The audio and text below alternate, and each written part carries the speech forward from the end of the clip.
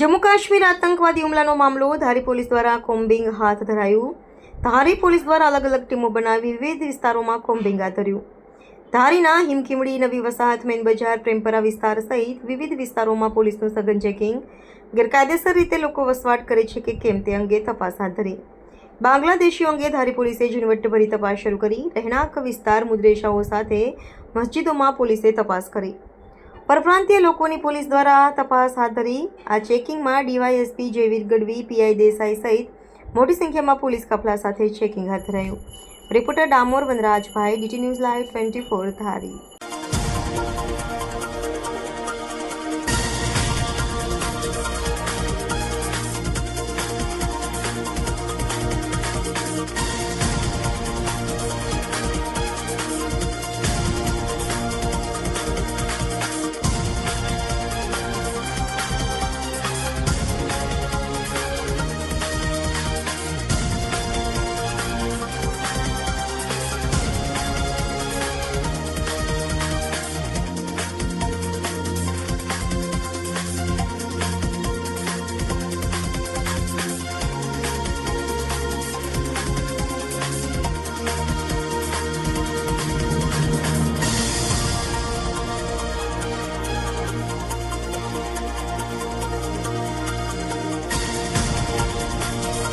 કાશ્મીરના પહેલગામમાં જે ઘટના બની છે તેના ભાગરૂપે ભારત સરકાર દ્વારા અને ગુજરાત સરકાર દ્વારા ભારતમાં વસતા તમામ જે ઇલીગલ લોકો છે તેમને રિપોર્ટ કરવાની કામગીરી કરવામાં આવી રહી છે। તે અંતર્ગત ધારી ડિવિઝનના જેટલા પણ શંકાસ્પદ જગ્યાઓ છે ત્યાં રહી આજે ધારી પોલીસ સ્ટેશનની સાથે દરેકની ચકાસણી કરવામાં આવી રહી છે અને જો કોઈ પણ આવા ઇલીગલ વ્યક્તિઓ જેમની પાસે પૂરતા ડોક્યુમેન્ટેશન નહીં હોય જો તેવા મળવામાં આવશે તેમને ડિટેન અને ડિપોર્ટેશનની આગળની કાર્યવાહી કરવામાં આવશે।